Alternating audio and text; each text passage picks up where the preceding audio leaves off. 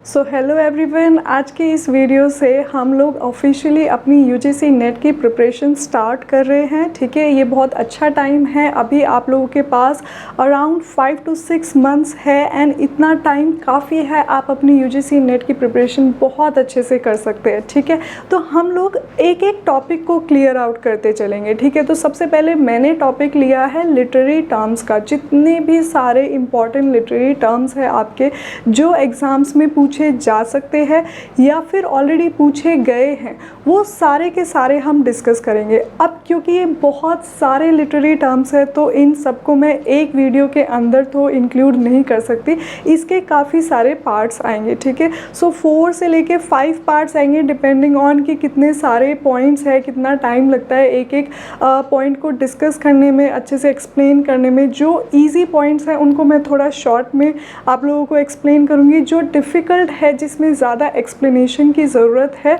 उसको मैं अच्छे से डिटेल में एक्सप्लेन करूँगी। तो ये वीडियोस की लेंथ थोड़ी ज़्यादा हो सकती है। देखो, आप लोगों से मैं सिर्फ़ और सिर्फ एक ही चीज़ चाहती हूँ कि ऑनेस्टली आप ये वीडियोस पूरी देखना, ताकि कोई भी इम्पॉर्टेंट लिटरेरी टर्म आपका मिस ना हो जाए। एंड अगर कोई डाउट हो तो प्लीज़ कमेंट सेक्शन में ज़रूर पूछना।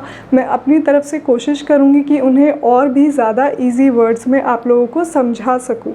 एंड जब ये पूरी एक सीरीज़, एक टॉपिक की एक सीरीज़ ख़त्म हो जाएगी तो लास्ट में हम लोग PYQs के सारे क्वेश्चंस प्रैक्टिस कर लेंगे, चाहे तो लाइव क्लास के अंदर या फिर मैं एक वीडियो बना दूंगी जिसमें सारे जितने भी हमारे लास्ट 10 ईयर्स के प्रीवियस ईयर क्वेश्चंस है या फिर मेरे हिसाब से किसी एक पर्टिकुलर लिटरेरी टर्म से अगर मुझे लगता है कि इससे क्वेश्चन पूछा जा सकता है, इस तरह का क्वेश्चन बन सकता है, तो वो भी मैं उसमें डाल दूँगी, ताकि आप लोगों की प्रैक्टिस जो है बहुत ही एक स्ट्रॉन्ग प्रैक्टिस हो जाए। तो आप लोगों का कॉन्फिडेंस भी इस टॉपिक से रिलेटेड और ज़्यादा बढ़ जाएगा।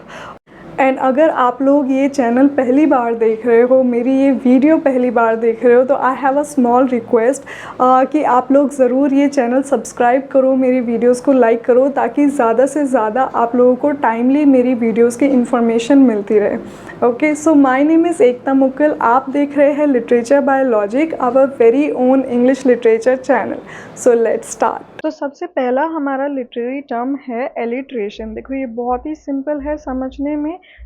एलिट्रेशन को समझने से पहले हमें ना consonant sound and vowel sound में डिफरेंस पता होना चाहिए। तो वॉवल साउंड्स आप लोगों को पता होगा, जैसे हमारे हिंदी में हम आ, ई, है ना, जो ये वाले साउंड्स होते हैं, ऊ, ओ, ये सारे हमारे वॉवल साउंड्स हो जाते हैं। जैसे इंग्लिश में हम बोलते हैं आई, ई, ओ, यू, ए, ये हमारे वॉवल लेटर्स हो जाते हैं। बट साउंड हमारी कौन सी होती है? अ, आ, ई, ऊ, ए, ओ, ये सारे हमारे वॉवल साउंड्स है। ओके, इसके अलावा जितने भी बाकी के हमारे साउंड्स हो गए, जैसे क, ख, ट, ठ, त, ध, ये हमारे कॉन्सोनेंट साउंड्स हो जाते हैं। ओके, टी, र, ये सारे हमारे कॉन्सोनेंट साउंड्स हो जाते हैं। तो एलिट्रेशन मतलब होगा repetition of initial consonant sounds, कि मतलब जो भी वर्ड होगा ना, तो अगर जैसे श की साउंड है तो हम स्टार्टिंग में हर लेटर में श,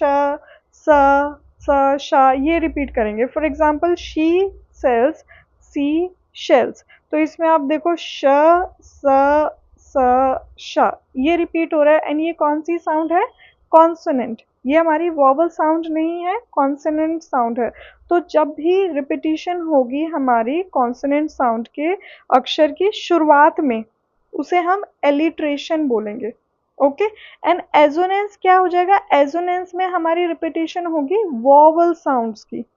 ओके, इस चीज को याद रखना। अब वॉवल साउंड में देखो क्या आ गया, यहाँ पे अ की साउंड रिपीट होगी। Main sail the wedding bells, ये रिपीट हो रहा है। तो लिखने में देखो ई लिखा जा रहा है, लेकिन जब हम इसे बोल रहे हैं main sail the wedding bells, तो इसमें की साउंड रिपीट हो रही है। इसको हम एजोनेंस बोलते हैं। ऐसे ही एक कॉन्सोनेंस भी आएगा। कॉन्सोनेंट्स में भी हमारी कॉन्सोनेंट साउंड्स रिपीट होती है, बट ये एलिट्रेशन से कैसे अलग है? एलिट्रेशन में जो है स्टार्टिंग में कॉन्सोनेंट साउंड रिपीट होगी, कॉन्सोनेंट्स में ये बाद में हो जाती है। जैसे struck the clock with quick flick, तो क क क क की साउंड रिपीट हो रही है, तो इसे हम कॉन्सोनेंट्स बोल देंगे। Okay, I hope you have understood the difference between alliteration, assonance and consonants. फिर उसके बाद हमारे दो इंपॉर्टेंट आ जाते हैं, मेटाफर एंड सिमिली। देखो, इन दोनों ही वर्ड्स का मतलब होता है कंपेयर करना। ठीक है, दो अलग अलग चीज़ों को जो एक दूसरे से बहुत मिलती जुलती नहीं है, उनको हम कंपेयर कर रहे हैं। अब सिमिली में तो हम कंपैरिजन कैसे करते हैं, किस चीज़ का यूज़ करेंगे, या तो एज का या फिर लाइक का। ओके, जैसे मैंने किसी की तारीफ करते हुए बोल दिया, she is like a flower, she is like a flower, वो एक फ्लावर की तरह है ना, वो एक फूल की तरह है। तो कंपैरिजन हो गया उसका एक फ्लावर से। तो यहाँ पे सिमिली आ जाएगा जब भी आपको एज या फिर लाइक मिले। लेकिन मेटाफर में हम क्या करते हैं, सुपर इम्पोज करते हैं किसी चीज को, कि मतलब यू आर अ फ्लावर, तुम ही फ्लावर हो, you are not like a flower, you are a flower. तो यहाँ पे मैंने इज और लाइक नहीं यूज करके डायरेक्ट कंपैरिजन कर दिया, डायरेक्टली दो अनयूजुअल अनलाइक चीज़ों के बीच में मैंने कंपैरिजन कर दिया, without the use of as और like. Okay, I hope you have understood the difference between metaphor and simile now. So next is personification. Personification का मतलब होता है जब हम human वाली qualities किसी ऐसी चीज़ को दे दें जो इंसान नहीं है। For example, मैंने बोला कि this flower is talking to me. This flower is talking to me. ये जो फूल है मुझसे बात कर रहा है। तो एक्चुअल में तो फ्लावर्स बात नहीं कर सकते, ह्यूमंस बात कर सकते हैं, है ना। तो मैंने पर्सोनिफाई कर दिया, उसको इंसानों वाली क्वालिटी दे दी। देखो, पर्सोनिफिकेशन को समझने के लिए आसान ट्रिक है पर्सन। तो मतलब किसी चीज को पर्सन लाइक क्वालिटीज दे देना, ह्यूमन लाइक क्वालिटीज दे देना। ठीक है, नेक्स्ट इज हाइपरबोल। हाइपरबोल मतलब किसी भी चीज को बहुत बढ़ा चढ़ा के शो करना। ओके, मतलब बहुत एग्जैजरेट कर देना, जो बहुत थोड़ी सी बात होगी उसमें बहुत ज्यादा ओवर एग्जैजरेट कर देना। मान लो पहले के टाइम पे जो हमें दिखाना होता था कि जो हमारे सिपाही होते थे या फिर जो राजा महाराजा होते थे, उनका जो रहने का तरीका होता था वो कितना ग्रैंड होता था। तो हम बोलते थे उनके पास ना 100 नौकर, उनके आगे पीछे उनके कमरे में एक बहुत छोटे छोटे काम के लिए वो अलग अलग अलग लोग रखते थे, चाहे वो इतना नहीं होता हो उनका। ठीक है, लेकिन फिर भी बहुत हम एग्जैजरेट करके उसको बोलते थे। तो इसको हम हाइपर बोल बोलते हैं। ठीक है, इसको समझने की ट्रिक है, देखो, बोल मतलब बहुत बड़े बोल बोलना, है ना। तो हाइपर मतलब एकदम से हाइपर हो जाना, किसी चीज को बढ़ा कर देना। तो इस तरीके से आपको समझना है, हाइपर बोल मतलब किसी भी चीज को एग्जैजरेट कर करके बताना।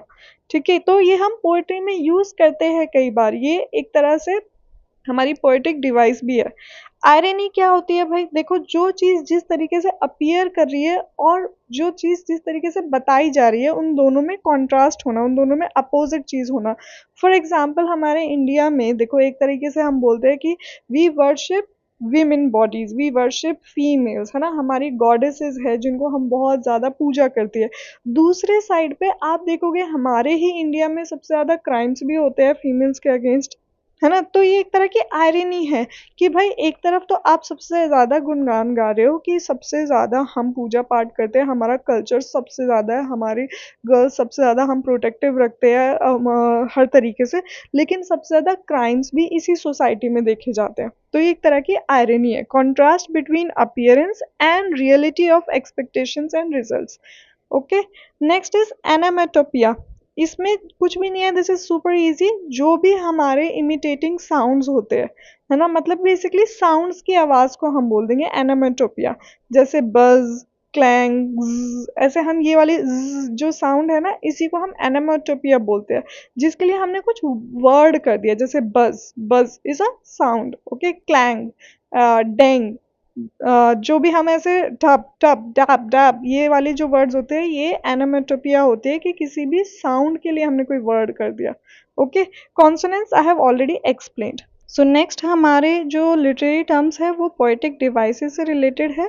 तो इसमें हमारे टाइप ऑफ पोएट्रीज भी आ जाएंगे। ओके, पहले हम सबसे पहले समझते हैं ये जो मीटर वर्ड है इसका क्या मतलब होता है, और इसके अंदर जितने भी सब टॉपिक्स है वो सब हम अच्छे से समझेंगे। देखो, पोम को ना हमें रिदम देने के लिए, ताल देने के लिए मीटर का यूज़ करना पड़ता है, ठीक है।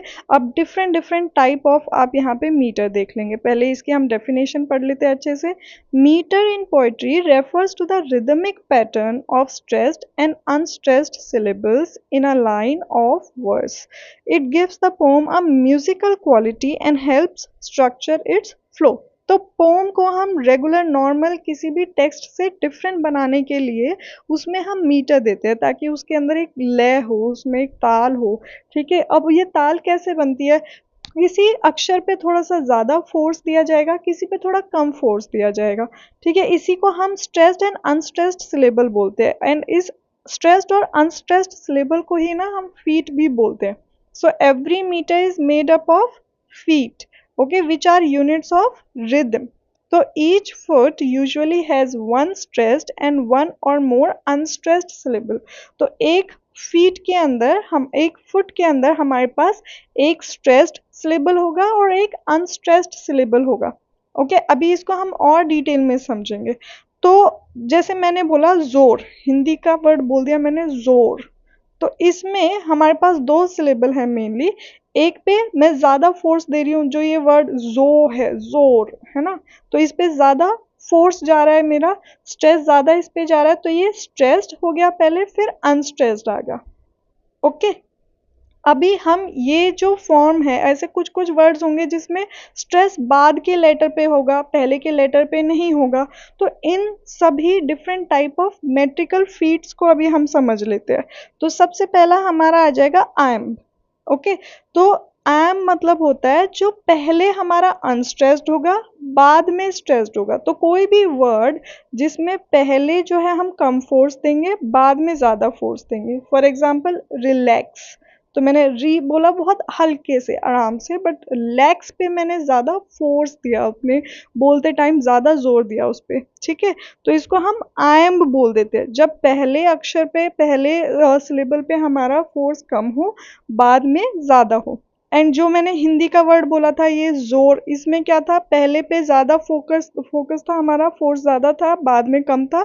इसको हम ट्रॉकी बोल देंगे, ट्रॉकी, ठीक है। तो पहले स्ट्रेस्ड, बाद में अनस्ट्रेस्ड। जैसे टेबल, टेबल में जो टे बोल रही हूँ मैं, उसमें ज़्यादा फोर्स है, बिल में कम, ठीक है। ऐसे जब आप बोल बोल के देखोगे तो आप समझोगे कि जो हम वर्ड्स बोलते हैं उसमें किसी पे तो ज़्यादा स्ट्रेस जाता है, किसी पे कम स्ट्रेस जाता है, जिससे हमारी प्रोनाउंसिएशन भी क्लियर होती है, ठीक है। तो अगर आप लोगों को प्रोनाउंसिएशन सीखनी हो तो ये बहुत अच्छा तरीका है कि आप वर्ड्स में ये देखो कि किस पे ज़्यादा फोर्स करना है, किसको ओमिट करना है, किस अक्षर को पूरी तरीके से स्किप करना है, ठीक है। सेम चीज़ हमारी पोम्स के अंदर भी यूज्ड होती है, जिससे कि एक लय बनाई जा सके, एक रिदम बनाई जा सके। ऐसा ना हो कि बोलते बोलते एक सेट तरीके से सारी चीज़ चल रही है, बीच में आपने गलत अक्षर इस तरीके से घुसा दिया कि अब वो सारी लय बिगाड़ दी उसने। तो इसीलिए इन सारी चीज़ों का हमारा समझना ज़रूरी है। आपको आयम और ट्रॉकी समझ में आ गए होंगे, ये दोनों एक दूसरे के अपोजिट है। आयम में बाद में स्ट्रेस आएगा एंड ट्रॉकी में पहले। अब ये एनापेस्ट क्या होता है, इसमें देखो अक्षर बड़ा आ जाएगा, तो पहले स्टार्टिंग के दो तो जो होंगे अनस्ट्रेस्ड होंगे, लास्ट वाला हमारा स्ट्रेस्ड आ जाएगा। जैसे इंटरवीन, ठीक है, मैंने वीन बोला तो मुझे ज़्यादा जोर देना पड़ा, इंटर में नहीं देना पड़ा, पर ये दो सिलेबल है हमारे पास यहाँ पे, ठीक है। सेम ऐसे ही डेक्टाइल होता है हमारा, जिसमें स्टार्टिंग में स्ट्रेस्ड होते हैं, बाद में दो जो है अनस्ट्रेस्ड होंगे। तो ये एनापेस्ट एंड डेक्टाइल एक दूसरे के अपोजिट हो गए, ठीक है। Elephant, elephant. नेक्स्ट इज स्पॉन्डी, इसमें दो स्ट्रेस्ड सिलेबल्स एक साथ रखे जाएंगे। हार्ट ब्रेक, दोनों में ही इक्वल स्ट्रेस जा रहा है, ओके। हार्ट ब्रेक, पर ये बहुत ही रेयर देखने को मिलेंगे आपको। सो आई होप आपको ये सारे मेट्रिकल फीट अभी क्लियर है। तो अभी देखो हमारे जो हम लाइन लिखते हैं पूरी, वो कितनी भी बड़ी हो सकती है, उसके अंदर आप कितने भी फीट लिख सकते हो। फीट मतलब क्या, दो सिलेबल्स, ठीक है, याद रखना, फीट मतलब दो सिलेबल्स, ठीक है। तो अगर जो एक ही सिलेबल है, एक ही उसमें फुट है ना, तो उसे मोनोमीटर बोलेंगे। दो है तो डायमीटर बोलेंगे, 2 फीट है। 3 फीट है तो ट्रायमीटर बोलेंगे। 4 फीट है तो टेट्रामीटर बोलेंगे, 5 फीट है तो पेंटामीटर बोलेंगे, 6 फीट है तो हेक्सामीटर बोलेंगे। तो ऐसे ये बढ़ता ही जाएगा, ठीक है। तो हमारा सबसे ज़्यादा फेमस एंड कॉमन मीटर होता है इंग्लिश पोएट्री में आयम्बिक पेंटामीटर। आयम्बिक पेंटामीटर में देखो, आयम मैंने बताया आपको क्या होता है, जिसमें आपका जो फर्स्ट सिलेबल होगा उसमें स्ट्रेस नहीं होगा, बाद वाला आपका स्ट्रेस्ड वाला होगा। तो first is unstressed, second is stressed, ठीक है। एंड पेंटामीटर मतलब एक तरह से 5 फीट होगा, मतलब 10 सिलेबल्स होंगे। अगर एक फीट के अंदर 2 सिलेबल्स होते हैं तो फिर हमारा 5 फीट में कितना हो जाएगा, 10 सिलेबल्स हो जाएंगे। तो इसको हम पेंटामीटर बोलेंगे, आयम्बिक पेंटामीटर। इसका एग्जाम्पल देख लेते हैं। Shall I compare thee to a summer's day. अब इसको ऐसे तोड़ तोड़ के देखो, ये शेल आई जो है 1 फीट हो गया, इसमें 2 सिलेबल है। अब इसको बोल के देखोगे तो ये कैसे बोलेगा, शेल आई पे ज्यादा फोकस जाएगा, कंपेयर दी पे ज्यादा फोकस जाएगा, टू पे ज्यादा फोकस जाएगा, समर्स डे पे ज्यादा फोकस जाएगा। तो आप समझ गए, पहला वाला अनस्ट्रेस्ड, सेकेंड वाला स्ट्रेस्ड। तो ऐसे आप इसको कम तोड़ तोड़ के देख सकते हो। तो ये पूरा 5 जो है पेंटामीटर बनेगा, 5 हिस्सों में टूट जाएगा, 10 सिलेबल्स इसके अंदर आ जाएंगे। एंड आयम्बिक पेंटामीटर होगा, मतलब first part unstressed, second part stressed. So I hope आपको अभी ये आयम्बिक पेंटामीटर क्लियर हो, क्योंकि हमारा ये वाला टर्म सबसे ज़्यादा देखने को मिलता है, तो बच्चे काफ़ी कंफ्यूज होते हैं, ठीक है। अभी नेक्स्ट टाइम कभी भी आपको ये देखने के लिए मिले तो एकदम से समझ जाना, it is not at all a big deal. Simple सा भाई, सिंपल सा हमारा तरीका है इसको समझने का। पहले हमने मीटर समझ लिया, 1 फुट में 2 सिलेबल होते हैं, ठीक है। एंड आयम क्या होता है, पहले अनस्ट्रेस्ड फिर स्ट्रेस्ड। बाकी ये सारे जो ट्रॉकी हो गया, एनापेस्ट, डेक्टाइल, स्पॉन्डी, ये कम यूज होते हैं। ऐसा नहीं है बिल्कुल यूज नहीं होते, होते हैं। पोम्स में हम किसी भी चीज़ को यूज कर सकते हैं। हम ऐसा भी कर सकते हैं कि पहले हमने स्ट्रेस दे दिया, बाद में अनस्ट्रेस्ड कर दिया, ये चीज़ भी यूज हो सकती है, बट ज़्यादा आयम्बिक यूज होता है। ओके, चलो अभी हम डिफरेंट टाइप ऑफ स्टेंजास समझ लेते हैं पोएट्री के अंदर। हमारे हीरोइक कपलेट्स क्या होता है, कपलेट क्या होता है, टर्सेट क्या होता है। तो स्टेंजा मतलब सिंपली कितनी लाइंस आपकी पोम के अंदर यूज हो रही है, ठीक है। तो अगर 2 लाइंस यूज हो रही है तो उसको हम कपलेट बोल देंगे। Couplet is simply 2 lines of verse. Okay, verse मतलब कुछ भी नहीं, जो आपने पोम में अपनी एक लाइन लिखी है। Okay, usually rhymed with the same metre, दोनों लाइंस में सेम मीटर होगा। ओके, मतलब दोनों या तो पेंटामीटर में लिखी जाएंगी, है ना, आयम्बिक पेंटामीटर होगा। तो ऐसा अगर आप उसके जो रूल्स है उसको तोड़ोगे तो वो क्या बन जाएगा, वो हम ऊपर पढ़ेंगे, ठीक है। तो यहाँ पे देखो हमारे पास फ्री वर्स, ब्लैंक वर्स ये भी आएगा, जिसमें आप जो है मीटर को तोड़ देते हो या फिर रिदम को तोड़ देते हो, तो उससे क्या बन जाता है वो उसको हम बाद में समझेंगे। पहले हम देखते हैं, अगर आप रिदम एंड मीटर वगैरह सब ध्यान में रख के चल रहे हो तो उन लाइंस को हम क्या बोलेंगे। अगर आपने 2 लाइंस लिखी है सिर्फ, उसको हम कपलेट बोल देते हैं, ठीक है। अब यही कपलेट अगर आपने किसी एपिक या नरेटिव पोएट्री के अंदर यूज करा है, यही कपलेट आपने कोई एपिक पोम लिखी है या फिर नरेटिव पोम लिखी है, तो उसको हम हीरोइक कपलेट बोल देते हैं। ओके, ये भी ज़्यादातर आयम्बिक पेंटामीटर में ही होगी। अब ये एपिक और नरेटिव पोएट्री क्या होती है, देखो इसके लिए हमें ऊपर जाना पड़ेगा टाइप ऑफ पोएट्री समझने के लिए। तो नरेटिव पोएट्री हमारी एक तरह से वो पोम होगी जिसमें हमारी स्टोरी बताई जाती है, जिसके अंदर कैरेक्टर्स होंगे, प्लॉट होंगे, सेटिंग्स होगी, ठीक है। It's like a short story. तो आप पोम के अंदर एक तरह से स्टोरी सुना रहे हो, इसको हम नरेटिव पोएट्री बोल देते हैं। एपिक पोएट्री हमारी वो होती है जो बहुत ही लंबी होती है, जिसके अंदर बहुत ज़्यादा ऐसे ग्रैंड चीज़ें दिखाई जाती है। जैसे मान लो हमारी महाभारत, रामायण, ये हमारी ग्रैंड एपिक पोम्स भी हम मान सकते हैं इनको, अगर ये पोएट्री फॉर्म में है तो। ओके, तो ये एपिक हो गई हमारी, एपिक एंड नरेटिव पोएट्री। तो हीरोइक कपलेट हमारे ज़्यादातर क्या होंगे, जो 2 लाइंस लिखी जाएंगी किसके अंदर, एपिक या नरेटिव पोएट्री के अंदर। I hope heroic couplet and couplet is now clear to you. तो टर्सेट क्या हो जाएगा, ये एक तरह से 3 लाइंस वाली पोएट्री हो जाएगी, वो स्टेंजा जिसके अंदर 3 लाइन्स आ जाएगी, ठीक है। अब ज़रूरी नहीं है इसमें बहुत ज़्यादा आप राइमिंग स्कीम डालो या ना डालो, ओके। तो इसमें जो है जैसे ए, बी सी डी सी, ये ऐसे भी हो सकता है या फिर कोई राइमिंग स्कीम ना भी हो, ओके। तो इसको हम तर्जा रीमा भी बोलते हैं। Next is quatrain. क्वाट्रेन में हमारी 4 लाइन्स आ जाएंगी। ये सिंपल आप देखना, जैसे जैसे हम नीचे बढ़ेंगे हमारी नंबर ऑफ लाइन्स इंक्रीज होती जाएगी। तो इसमें राइमिंग स्कीम ए बी ए या ए बी या ए बी ए इस तरह से हो सकता है। तो क्वाट्रेन हमारा बहुत ज़्यादा यूज होती है पोम्स के अंदर। सिनक्वेन ये कम यूज होता है, इसमें हमारी 5 लाइन स्टेंजा है ये, ओके। नेक्स्ट इज सेस्टेट, ये हमारी 6 लाइन स्टेंजा आ जाएगी, जो कि हमारी पेट्रार्कन सोनेट में बहुत देखने को मिलती है। ये सोनेट क्या होता है ये भी हम आगे डिस्कस करेंगे। फिर नेक्स्ट इज सेप्टेट, इसमें 7 लाइन स्टेंजा है हमारा, ओके। तो ये एग्जाम्पल है राइम रॉयल का, ओके। ये भी आयम्बिक पेंटामीटर में लिखी जाती है। Next is Octave. ऑक्टेव हमारा 8 लाइन स्टेंजा आ जाएगा, ओके। तो आई होप अभी तक आपको ये सारा का सारा क्लियर है, इसमें कुछ भी नहीं है। मतलब जितनी नंबर ऑफ लाइंस होंगे उसके हिसाब से हमने उस स्टेंजा का डिफरेंट नाम दे दिया। अब सोनेट क्या होता है ये हमें पता है कि 14 लाइन की एक पोम होती है। तो डिफरेंट टाइप ऑफ हमारे सोनेट्स भी होते हैं। जैसे सबसे पहला हमारा सोनेट आ जाएगा पेट्रार्कन सोनेट। पेट्रार्कन सोनेट में हमारा ऑक्टेव होगा एंड सेस्टेट होगा। ऑक्टेव मतलब 8 लाइन्स एंड सेस्टेट मतलब 6 लाइन। तो 8 प्लस 6 इक्वल टू 14, ठीक है। तो इसकी देखो राइमिंग स्कीम ज़्यादातर क्या होगी, A B B A, then C D E या फिर सी डी, इस तरह से राइमिंग स्कीम हो जाएगी। ये राइमिंग स्कीम जानना क्यों ज़रूरी है, क्योंकि इसके बेसिस पे हमारे जो बाकी के 2 सोनेट्स हैं ना उनको डिफ्रेंशिएट किया गया है।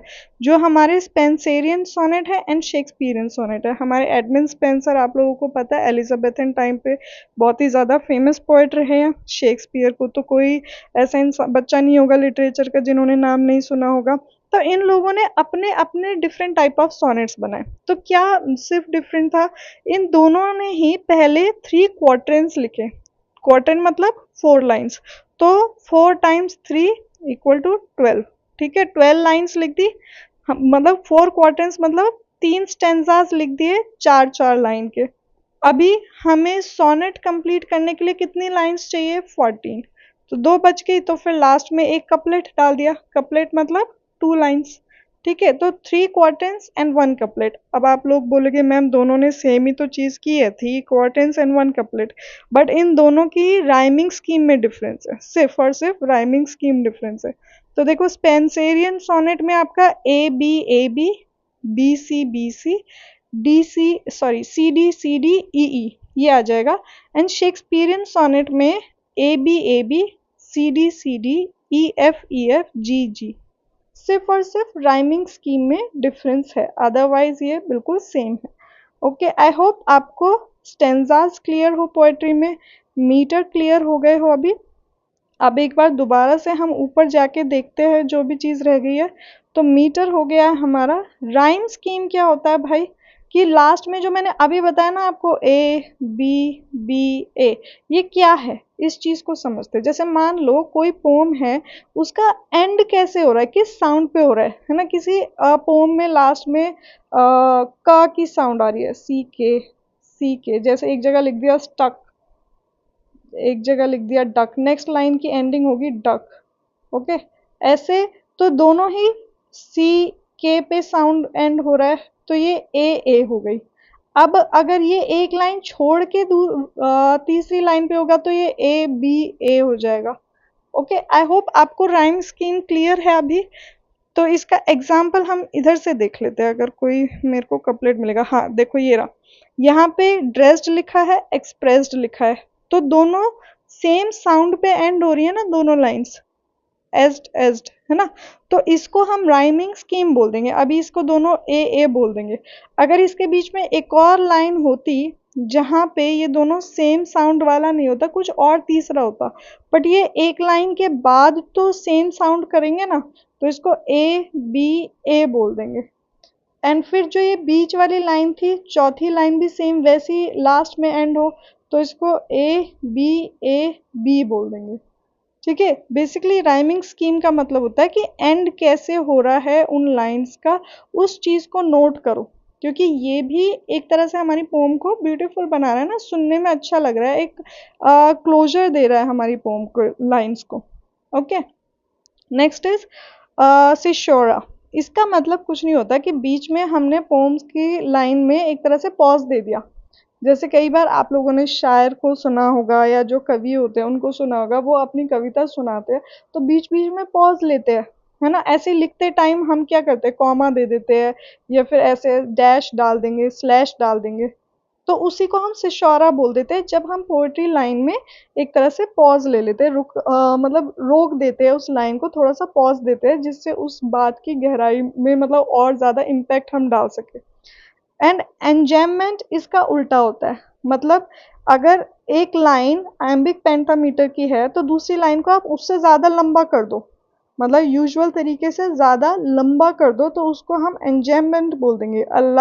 Line of poetry that flows beyond it's line without pause, तो रुके बिना वो और ज्यादा बड़ी हो जाए, तो इसको हम एंजैममेंट बोल देंगे।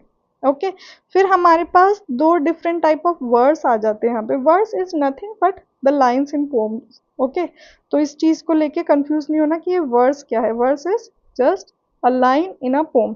तो फ्री वर्स क्या हो जाता है, वो पोम्स जिनमें कोई रेगुलर मीटर या राइम ना हो। ओके, जिसमें कोई रेगुलर मीटर या फिर राइम ना हो, उसको हम फ्री वर्स बोल देते हैं। तो जो अभी हमने ये इतना सारा मीटर एंड राइमिंग स्कीम पढ़ा ना, भाई कोई पोम ऐसी भी हो सकती है जिसमें ना ये मीटर फॉलो हो रहा है ना ये राइमिंग स्कीम फॉलो हो रही है, बट इसका मतलब ये नहीं होगा कि हम उसको पोम बोलेंगे ही नहीं, वो पोम रहेगी, ठीक है, बट उसको हम बोल देंगे फ्री वर्स। सेम ऐसे ही होती है एक ब्लैंक वर्स, जिसमें मीटर तो होता है बट उसमें राइमिंग स्कीम फॉलो नहीं होती। ओके, उसमें राइमिंग स्कीम फॉलो नहीं होगी बट मीटर होगा। जो हमारा ये आयम्बिक पेंटामीटर है, टेट्रामीटर है, ये मीटर्स चलेंगे, बट राइमिंग स्कीम लास्ट में वो जो मैंने बताया ना, सेम साउंड पे लाइंस का एंड करना, वो चीज़ नहीं होगी। ओके, तो ये हमारा ब्लैंक वर्स हो जाएगा। आई होप आपको ये डिफरेंस अभी क्लियर हो। अभी और क्या है हमारे पास, ऑड। ऑड मतलब होता है कोई सीरियस पोम, ठीक है, एक तरह से फॉर्मल पोम जो किसी की तारीफ में लिखा गया हो। अब ये किसी भी चीज़ की तारीफ हो सकती है, ये किसी इंसान की तारीफ हो सकती है, किसी ऑब्जेक्ट की तारीफ हो सकती है, किसी आइडिया की तारीफ हो सकती है। तो जब हम किसी चीज़ की प्रेज के लिए कोई पोम लिखते हैं तो उसको हम ऑड बोलते हैं। ओके, फॉर एग्जाम्पल आपने जॉन कीट्स की पोम पढ़ी होगी, ऑड टू अ नाइटिंगेल, तो नाइटिंगेल को वो तारीफ कर रहे हैं, उसकी प्रशंसा कर रहे हैं।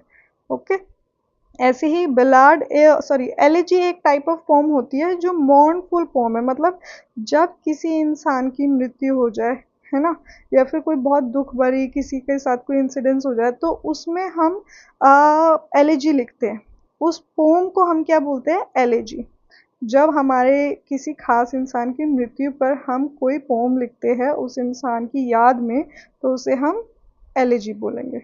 ओके, बहुत सारे एलिजीज लिखे हुई है, जैसे लिसिडस एक बहुत फेमस एलिजी है। या आप लोगों को बताना है कमेंट सेक्शन में लिसिडस किसने लिखी है। ओके, एंड किस इंसान के लिए लिखी है, क्योंकि एग्जाम में आपसे ये पूछा जा सकता है।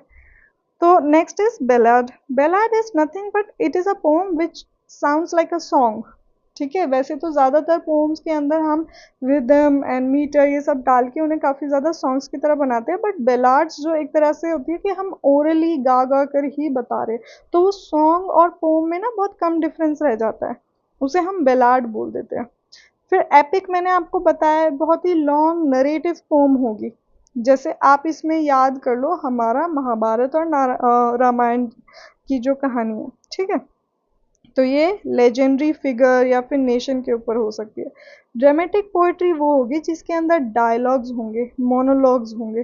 तो ये ड्रामेटिक पोएट्री ज़्यादातर हमारे विक्टोरियन पोएट्स लिखा करते थे, जिसमें हमारे रॉबर्ट ब्राउनिंग जैसे जो पोएट्स हैं वो आ जाते। ये लोग ज़्यादातर ड्रामेटिक पोएट्री लिखा करते थे। तो ड्रामेटिक पोएट्री आप समझ जाओ जो एक तरह से ड्रामा क्रिएट करने की कोशिश कर रहे हैं, जिसके अंदर डायलॉग होगा, मोनोलॉग्स होंगे, ठीक है। आई होप आपको ये सारे different type of poetic devices and different type of poems ये समझ में आ गए हैं, बेसिक लिटरेरी टर्म्स क्लियर है, मीटर अच्छे से समझ आ गए हैं, एंड स्टेंजाज इन पोएट्री ये क्लियर हो गया है। अब हम बढ़ते हैं नैरेटिव टेक्निक्स के ऊपर। ये बहुत इजी है, काफ़ी बार डिस्कस किया भी हुआ है पहले, दोबारा से एक बार देख लेते हैं। स्ट्रीम ऑफ कॉन्शियसनेस मतलब एक तरह से जो हमारे दिमाग में जितनी भी थॉट्स आ रही है उसको, उस थॉट को ना इस तरीके से प्रेजेंट करना अपने वर्क में, मानो किसी इंसान के दिमाग की थॉट्स आपने एज इट इज़ उसमें लिख दी हो, ठीक है। तो कैरेक्टर का माइंड पढ़ लेना पूरा, कि जितने भी थॉट्स है वो सारे एज इट इज़ आपने अपने नॉवल या फिर प्ले के अंदर या फिर जो भी आप टेक्स्ट लिख रहे हो उसके अंदर आपने लिख दिए। इसको हम स्ट्रीम ऑफ कॉन्शियसनेस बोलते हैं, जिसको ज़्यादातर कौन यूज़ करते थे?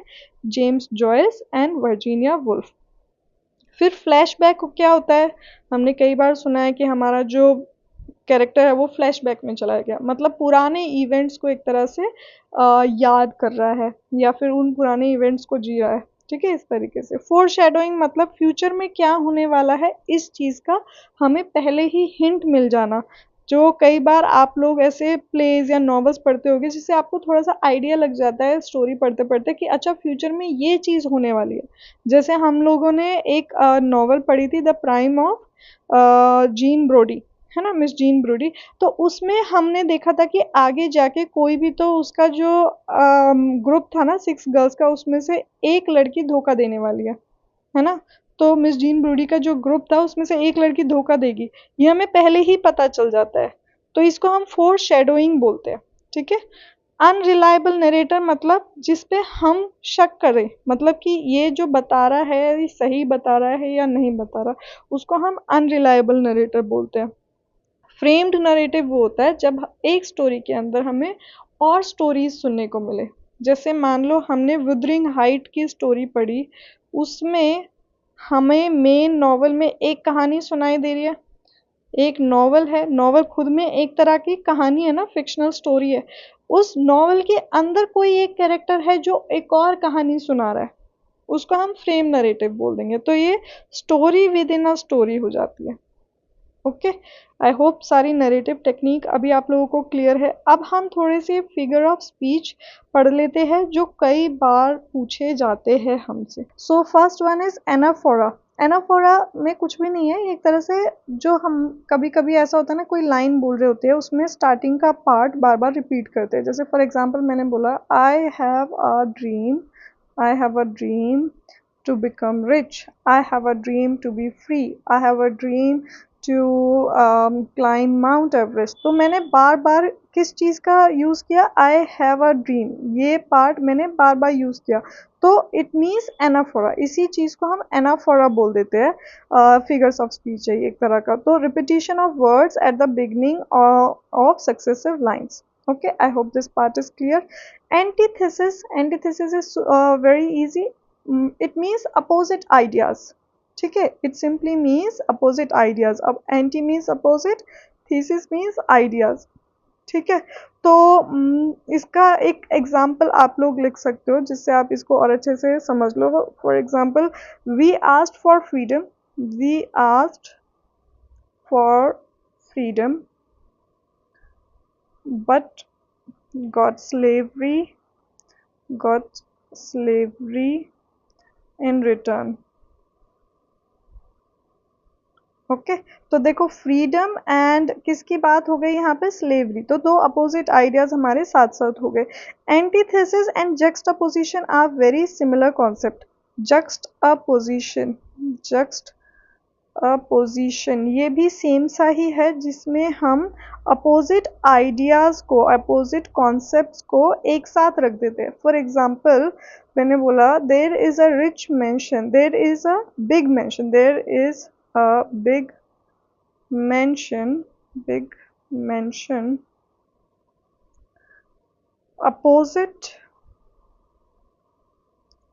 The slum area, the slum area. तो यहाँ पे देखो स्लम क्या हो गया, एकदम गरीब एरिया। मेंशन क्या हो गया, एक तरह से महल, बड़ा, है ना, अमीरों का एरिया। तो अपोजिट कॉन्सेप्ट्स एक साथ रख दिए मैंने एक ही सेंटेंस में, इसको हम जक्स्टापोजिशन बोल देते हैं। सेम ऐसे ही हमारा ऑक्सीमोरोन भी होता है, जिसमें हम कॉन्ट्ररी टर्म्स साथ रखते हैं। यहाँ पे हम आइडियाज को साथ ना रखे, जो वर्ड्स अपने आप में अपोजिट होते हैं उनको हमने एक साथ रख दिया। जैसे डेफनिंग साइलेंस, ठीक है, डेफनिंग मतलब क्या होता है, जो बहरा कर दे। इस तरह का साइलेंस मतलब चुप्पी, इस तरह की चुप्पी जो हमें बहरा कर दे। तो ये एक तरह से अपोजिट वर्ड्स है जो एक साथ रखे गए हैं। Okay, dark, dark light, dark light. तो ये अपोजिट वर्ड्स एक साथ रख दिए मैंने, ठीक है। तो इसको हम ऑक्सीमोरोन बोलेंगे। तो ऑक्सीमोरोन हो गया, एंटीथेसिस हो गया, एंड जक्स्टापोजिशन हो गया। ये सेम सेम से कॉन्सेप्ट्स है, बट इसमें बहुत ही स्लाइट डिफरेंस है। ऑक्सीमोरोन में अपोजिट वर्ड्स है, जक्स्टापोजिशन एंड एंटीथेसिस में अपोजिट आइडियाज है।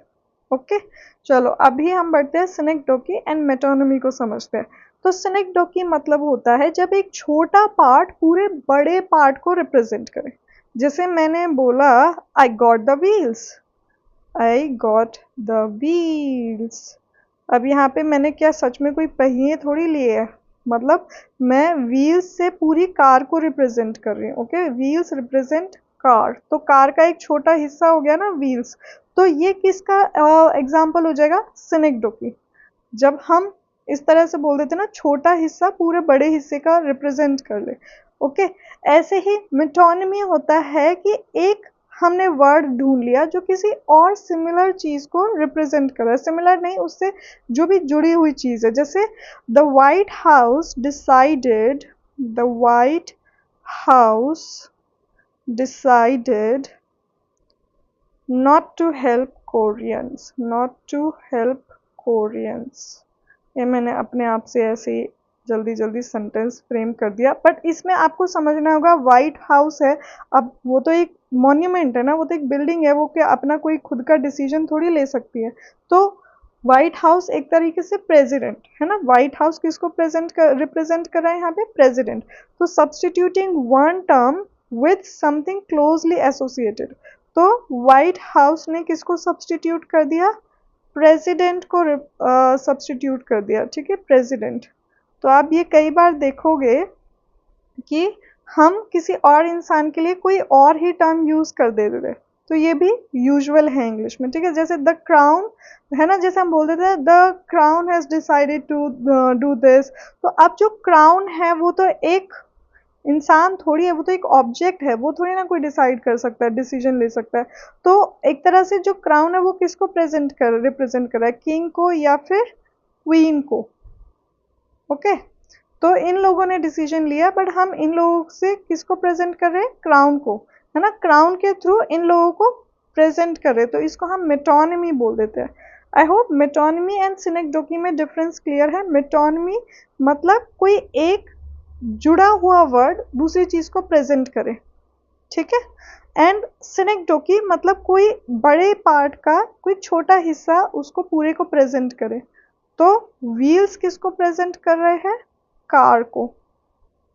ओके, व्हील्स हमारी कार को प्रेजेंट कर रहे, तो व्हील्स छोटा पार्ट हो गया पूरी कार का, तो इसे हम सिनेक्डोकी बोल देंगे। Okay, next is apostrophe. Apostrophe मतलब उस चीज को एड्रेस करना जो उस टाइम पे वहां पे है नहीं, ठीक है। जैसे कोई डेड या एब्सेंट पर्सन है उसको एड्रेस करना, ठीक है, या फिर कोई एब्स्ट्रैक्ट आइडिया है उसके बारे में बात करना, इसको हम एपोस्ट्रोफी बोलते हैं। Next oxymoron, I have already told you कि एकदम अपोजिट वर्ड्स को एक साथ रखना है, ठीक है। जैसे फॉर एग्जाम्पल मैंने बोला पेनफुल लग्जरी, तो ये अपोजिट वर्ड्स है एक तरीके से, तो ये मैंने साथ साथ रख दिए। Okay, next is paradox. Paradox मतलब जो स्टेटमेंट खुद को ही कॉन्ट्राडिक्ट करे, खुद में ही अपने आप में गलत सी साउंड करे, ठीक है, इसे हम पैराडॉक्स बोलते हैं। मतलब कंफ्यूजिंग सी स्टेटमेंट होगी जो सही भी होगी but at the same time खुद के अंदर ही कॉन्ट्रडिक्शन भी होगी उस स्टेटमेंट के अंदर। अब पैराडॉक्स का एग्जांपल हो सकता है, जैसे हमारी कंट्री को ही देख लो, we produce so much food, है ना, हमारी कंट्री में अच्छा खासा जो है एग्रीकल्चर होता है, बट फिर भी हमारे ही कंट्री में बहुत ज़्यादा आपको माल न्यूट्रिशन दिख जाएगा, माल न्यूट्रिशन है ना। तो इसको हम एक तरह से पैराडॉक्स बोल सकते हैं कि भाई ये दो अपोजिट चीज़ें एक साथ कैसे एग्जिस्ट कर रही है। Okay, I hope you have understood all these terms now nicely. If you have any doubt, आप लोग मुझसे comment section में ज़रूर पूछ लिया करो।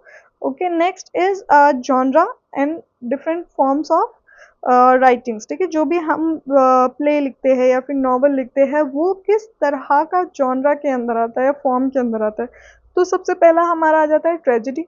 ट्रेजेडी में क्या होता है, एक तरह का सीरियस होगा ये प्ले या फिर नॉवल, जिसके अंदर जो है हम प्रोटैगनिस्ट जो हमारा मेन कैरेक्टर है उसका डाउनफॉल देखते हैं। मतलब बहुत ही ज़्यादा उसके साथ ऐसे बुरा होता है कि हमें उसके लिए ना दया आती है, उसके लिए बुरा लगता है, उसके लिए गुस्सा आता है। ठीक है, जो इमोशंस वो कैरी कर रहा होता है सेम वैसे ही हमें फील होता है। जैसे हैमलेट हो गया हमारा एक बहुत अच्छा, एंड अगर आप लोग रिलेट करो तो सबसे ज़्यादा हमारी जो इंडियन मूवीज़ में देवदास है वो एक बहुत बढ़िया ट्रेजेडी है। Next is comedy. कॉमेडी सबको पता है, जो हंसाने वाला ड्रामा हो या फिर नॉवल हो उसको हम कॉमेडी बोल देते हैं। सटायर हमारा क्या हो जाता है, एक तरह से तंज कसना किसी चीज़ पे इनडायरेक्ट वे में। ठीक है, जैसे हमारे फेमस सटायरिस्ट कौन हो गए, पोप हो गए, अलेक्जेंडर पोप। ठीक है, फिर हमारे जॉन ड्राइडन हो गए, जॉन ड्राइडन। सेम ऐसे ही जोनाथन स्विफ्ट भी हमारे बहुत अच्छे सटायरिस्ट थे। तो जॉन ड्राइडन ने मैक फ्लेक नॉय लिखी है, एक मैक फ्लेक नॉय। तो ये किसके ऊपर मोक करते, जो थॉमस शेडवेल है इनके मतलब जो राइवल एक तरह से पोएट थे उस टाइम के, उनके ऊपर सटायर कर रहे हैं कि ये तो इतना ज़्यादा स्टूपिड पोएट है कि इसे ना पूरे जो स्टूपिड राज्य है उसका राजा होना चाहिए, क्योंकि इससे ज़्यादा कोई बेवकूफ़ पोएट नहीं है इस पूरी दुनिया में। तो इस तरीके से सटायर करते हैं ये लोग। ठीक है, आप ये किसी भी चीज़ के ऊपर सटायर हो सकता है, ज़रूरी नहीं है कि किसी इंसान के ऊपर ही हो, ये पॉलिटिकल सिस्टम के ऊपर हो सकता है, सोसाइटी के ऊपर हो सकता है, नॉर्म्स जो जैसे चले आ रहे हैं उनके ऊपर हो सकता है। And next is pastoral. Pastoral मतलब जो हमारी रूरल लाइफ दिखाते हैं एक तरीके से, उसको हम पेस्टोरल बोल देते हैं। Next is buildings Roman. तो ये एक तरह से कमिंग ऑफ एज नॉवल है, जिसमें हम देखते हैं कि जो हमारा मेन कैरेक्टर है, प्रोटैगनिस्ट है, उसको शुरुआत में दिखाएंगे थोड़ा बुरी हालत में, धीरे धीरे वो डेवलप करता है कैरेक्टर, समझता है अपनी जो खामियां होती है उन पे काम करता है और कुछ अच्छा अचीव करता है लाइफ में। इसको हम कमिंग ऑफ एज नॉवल भी बोलते हैं एंड बिल्डिंग्स रोमन भी बोलते हैं। Next is picaresque novel. ठीक है, इसमें जो हमारा मेन कैरेक्टर होगा ना उसके बहुत सारे ऐसे एडवेंचर्स दिखाए जाएंगे कि वो कुछ ना कुछ कर रहा है, ऐसे अजीबोगरीब हरकतें उसके साथ हो रही है। ओके, तो इसे हम पिकरेस्क नॉवल बोल देते हैं। तो जो आपने ऐसे हातिम ताई बहुत पहले जब हम छोटे थे एक सीरियल आया करता था, उसमें दिखाते थे ना हर एपिसोड में कुछ ना कुछ नया एडवेंचर हो रहा है उसके साथ। तो इसे हम पिकरेस्क नॉवल, या अगर इसको हम नॉवल की फॉर्म में लिख देते तो ये पिकरेस्क नॉवल होता, जिसमें हर एपिसोड में कुछ ना कुछ एडवेंचर्स मेन कैरेक्टर के साथ हमारे हो रहे हैं। ओके, फिर हमारे आ जाते हैं जो ये मूवमेंट्स है, थ्योरीज है, like deconstruction, new criticism, structuralism, post modernism, feminism, Marxism. इन सभी पॉइंट्स के ऊपर, इन सभी कॉन्सेप्ट्स के ऊपर मैंने सेपरेट वीडियोस बनाई हुई है। मैग 5 प्लेलिस्ट है मेरी, उसके अंदर आप ये बहुत ज़्यादा डिटेल में अच्छे से समझ सकते हो, क्योंकि एक लाइन में मैं आपको समझाने की कोशिश करूँगी ना ही आपको समझ में आएगा, आप और ज़्यादा कंफ्यूज हो जाओगे। ये वाले कॉन्सेप्ट्स एक लाइन में समझने के नहीं हैं, इन्हें आपको डिटेल में समझना है। ठीक है, जो ताकि अगर आप जब यूजीसी नेट का पेपर दो तो वहाँ पे जो घुमावदार क्वेश्चंस आते हैं आपका कॉन्सेप्ट चेक करने के लिए, आप उन सभी को अच्छे से अटेम्प्ट कर सको विदाउट एनी प्रॉब्लम। तो ये तो आपको डिटेल में वाली वीडियोस ही देखनी पड़ेगी पूरा का पूरा समझने के लिए, क्योंकि इसके अंदर बहुत सारे ऐसे सब पॉइंट्स भी आपको मिलेंगे जो आपको जानने हैं। ओके, सो आई होप आप लोग वो मेरी सीरीज ज़रूर देखो। ओके, सो नेक्स्ट हमारे टर्म्स आ जाते हैं। ये बेसिकली कई बार एग्जाम्स में पूछे गए हैं, तो मैंने इसके अंदर डाल दिया है। ये हम इस वीडियो में कवर कर लेंगे, एंड इसके अलावा जितने भी बचेंगे ना, वो हम नेक्स्ट वीडियो में कवर करेंगे। तो ये लास्ट 12 और समझ लो अभी, ठीक है। जब यहाँ तक वीडियो देखी है तो पूरी देखो। एपिफेनी हमारा क्या होता है? जब भी हमारा कोई स्टोरी होती है, उसके अंदर जो मेन कैरेक्टर है, उसे एकदम से कुछ सडनली रियलाइज हो, बहुत बड़ी चीज, ठीक है। अरे अच्छा, ये मांझ रहा था, अच्छा इसकी वजह से ऐसा हो रहा था, तो इस सिचुएशन को हम एपिफेनी बोलते हैं। ओके, अब ये एपिफेनी ही जैसा एक और भी हमारा कॉन्सेप्ट है, एनेग्नोरिसिस। एनेग्नोरिसिस, ठीक है। इस कॉन्सेप्ट में भी सेम वही होता है, रिकॉग्निशन होती है, जो हमारा मेन कैरेक्टर है उसे कुछ ना कुछ रियलाइज होगा, ठीक है। अब या तो ये किसी और कैरेक्टर के बारे में पता चलेगा, या फिर खुद के बारे में पता चलेगा, इसको हम एनेग्नोरिसिस बोलते हैं, ठीक है। अब आप पूछोगे मैम ये एपिफेनी एंड एनेग्नोरिसिस में क्या डिफरेंस है? एपिफेनी हमारा एक तरह से ब्रॉडर टर्म है, ओके, ब्रॉडर टर्म है, जिसके अंदर हमारा एनेग्नोरिसिस आ जाता है। तो एनेग्नोरिसिस तो रिकॉग्निशन किसके बारे में हो गया? या तो कोई और सेकंड कैरेक्टर, ठीक है, कोई और सेकंड कैरेक्टर, या खुद के बारे में, ठीक है। लेकिन एपिफेनी कोई भी बड़ी रियलाइजेशन किसी भी चीज के बारे में। तो यहाँ पे आप एग्जाम्पल लिख लो, हेमलेट।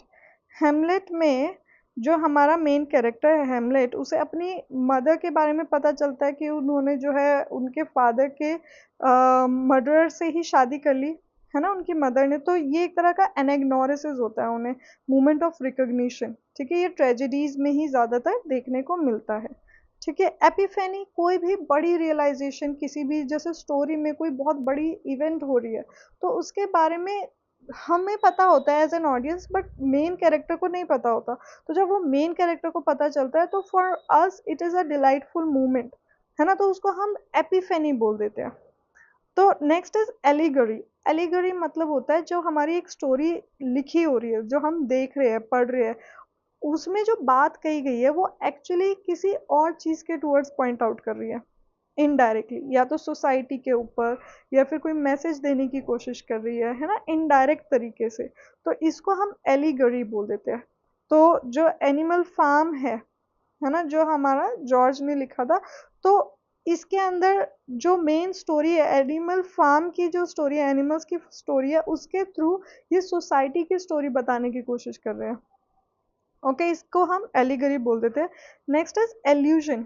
एल्यूजन में हमारा होता है कि किसी और वर्क या इवेंट की तरफ इनडायरेक्ट रेफरेंस देना, किसी और वर्क या फिर इवेंट की तरफ क्या करना, इनडायरेक्ट रेफरेंस देना। ये एलिगरी और एल्यूजन डिफरेंट चीज़ें हैं, इनको कंफ्यूज नहीं होना। एलिगरी तो सिंपली मतलब होता है कि एक स्टोरी के अंदर एक्चुअली कोई और ही हिडन मीनिंग होना, जो आपको समझना पड़ेगा, ठीक है। एल्यूजन मतलब indirect reference to something other, something else, like any other work और एनी अदर इवेंट।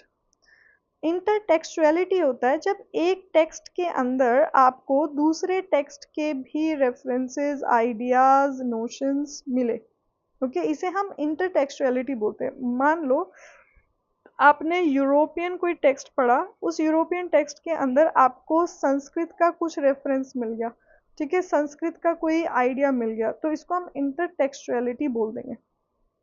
एम्बिग्यूटी मतलब होती है मल्टीपल मीनिंग्स होना, एम्बिगुअस, कोई फिक्स्ड मीनिंग ना होना किसी भी चीज़ का, ओके। कैथारसिस होती है जब हमारा जो प्ले है, या फिर नॉवल है, या कोई स्टोरी है, उसके अंदर हम ऑडियंस के अंदर ना इतना इमोशन जगा सके कि वो भी इतनी ज़्यादा कनेक्ट हो जाए, उसके अंदर डूब जाए, कि उसे मेन प्रोटैगनिस्ट के लिए दया आए, या फिर गुस्सा आए, या बुरा लगे। इसको हम कैथारसिस बोलते हैं। Anagnorisis I have already explained, similar to epiphany, ठीक है। हमर्शिया होता है कोई ट्रेजिक फ्लो होना, जो हमारा मेन प्रोटैगनिस्ट होगा, उसके अंदर कुछ ना कुछ बहुत बड़ी खामी होना, गलती होना, या फिर कुछ ना कुछ कमी होना, जिसकी वजह से उसके साथ कोई ना कोई ट्रेजेडी होगी। जो जो हमारा हेमलेट था, वो सही टाइम पे डिसाइड नहीं कर पाता था कि करना क्या है, बहुत ज़्यादा सोच में डूबा रहता था, उसकी वजह से उसके साथ ट्रेजेडी और ज़्यादा बढ़ जाती थी। वो स्ट्रॉन्ग कैरेक्टर नहीं था बहुत, ये उसका हमर्शिया था, एक तरह से ट्रेजिक फ्लॉ था उसके अंदर। ठीक है। Next is hubris. ह्यूब्रिस मतलब बहुत ज़्यादा एक्सेसिव प्राइड होना, जिसकी वजह से आपका डाउनफॉल होना तय है। तो ये किसके अंदर आता है? अगर आपने डॉक्टर फॉस्टिस प्ले पढ़ा होगा तो उसके अंदर फॉस्टिस के अंदर बहुत ज़्यादा प्राइड आ जाता है ना कि मैं तो बहुत इंटेलिजेंट हूँ, मुझे तो सब पता है। तो लास्ट में उसका डाउनफॉल होना तय होता है। मोटिफ मतलब होता है रिकरिंग थीम, मतलब एक प्ले है जो उसके अंदर मेन थीम क्या है जो बार बार उभर के आ रही है। ठीक है। जैसे मान लो आपने पढ़ा होगा the colour purple, the colour purple, जो कि एलिस वॉकर ने लिखा है। ठीक है। अब इस कलर पर्पल में थीम क्या थी हमारी? जो ब्लैक वुमेन है उसको किस तरीके से बहुत ज़्यादा मतलब परेशान होना पड़ता है लाइफ में, बहुत ही ज़्यादा बुरा टाइम देखना पड़ता है। तो ये थीम बार बार आती है, काफ़ी इवेंट्स में दिखाई जाती है, तो इसको हम मोटिव बोलते हैं। ओके। सिंबलिज्म मतलब सिंबल्स का यूज़ करके कोई आइडिया प्रेजेंट करना। तो use of symbols to signify ideas, इसको हम सिंबलिज्म बोलते हैं। मान लो अब ये जो कलर पर्पल है, ये कुछ ना कुछ सिंबलाइज कर रहा है, मतलब कुछ ना कुछ बताने की कोशिश कर रहा है कि जो हमारी मेन कैरेक्टर थी उसकी पसंद की पूरे टाइम कोई बात ही नहीं करता, एज ए वो इंसान है ही नहीं। तो एक तरह से सिंबॉलिकली यूज किया गया। Last one is archetype. Archetype मतलब होता है जब हम एक तरह का सेट कैरेक्टर बता देते हैं जिससे हमें पता होता है कि अच्छा ये इस तरह का कैरेक्टर है तो इसके अंदर ना ये सारे कैरेक्टरिस्टिक्स होंगे। फॉर एग्जांपल आपने एंग्री यंग मैन है ना, ये इस तरह का कैरेक्टर देख लिया तो आपको पता है इसके अंदर बहुत ज़्यादा गुस्सा होगा, है ना, बहुत ही जल्दी रिएक्ट करेगा, बहुत ज़्यादा ऐसे सोचता नहीं होगा, इसके साथ कुछ ना कुछ ट्रेजेडी हुई होगी। तो इसे हम आर्कीटाइप बोल देते हैं कि भाई सिमिलर से उसके अंदर कैरेक्टरिस्टिक्स होंगे जो सभी के अंदर सेम होंगे। So I hope this part is clear to you now. So अभी जो बाकी के हमारे ये जितने भी इम्पोर्टेंट टर्म्स बच गए हैं, देखो ये भी बहुत ज़्यादा इम्पोर्टेंट टर्म्स है। ये क्वेश्चंस मतलब ये सारे टर्म्स ना एग्जाम्स में पूछे गए हैं आपसे, तो ये सारे के सारे आपको पढ़ने जरूरी है। We will be discussing them right. जो अपकमिंग इसके पार्ट्स होंगे लिटरेरी टर्म्स के, तो आप इस पूरी सीरीज को ज़रूर फॉलो करना, बीच में मत छोड़ देना। ये बहुत सारे आपके पॉइंट्स होने वाले, यहाँ पे लिटरेरी टर्म्स होने वाले, ये लिस्ट बहुत लंबी होगी। बट आप लोगों को क्या करना है, बस आपको ये सारी सीरीज देखनी है एंड लास्ट में हम जो भी हमारी लाइव क्लास होगी जिसमें सारे के सारे क्वेश्चंस हम डिस्कस करेंगे, ठीक है, एक तरह से आपका शॉर्ट एग्जाम हो जाएगा। वो आप टेस्ट कर लोगे अपनी नॉलेज को कि अभी तक आप कितने अच्छे से समझे हो, क्या चीज़ है जिस पे अभी आपको और फोकस करना है ना। तो आपका एक रिविजन हो जाएगी उससे। तो ये जस्ट अभी हमारी फर्स्ट वीडियो थी, इसके बाद 3 या 4 पार्ट जरूर आएंगे, ठीक है, जिससे हम सारे के सारे इंपॉर्टेंट लिटरेरी टर्म्स अपने खत्म कर सके। तो एक एक तरह से हमारा ना काइंड ऑफ एक पूरा टॉपिक खत्म हो जाएगा। तो हमें उस चीज़ की टेंशन नहीं होगी कि हमारा एक सेट ऑफ ये वाला टॉपिक है, ये तो फिनिश है, अब फिर हम नेक्स्ट टॉपिक पे बढ़ेंगे। तो एक एक टॉपिक है ना बहुत बड़ा बड़ा होता है, हमें इंश्योर करना है कि इस पर्टिकुलर टॉपिक में से हमारा एक भी मार्क ना कटे, इतने अच्छे से सारे पॉइंट समझने हैं। ओके। सो आई होप आपको अभी ये सारी चीज़ें जितने भी मैंने अभी तक समझाई है वो समझ में आई हो, and you will continue to follow this. If you have any doubt, any question, please do ask me in the comment section. Okay. मिलते हैं हमारी नेक्स्ट वीडियो में इसी सीरीज़ को कंटिन्यू करते हुए। तब तक के लिए टेक केयर, बाय बाय।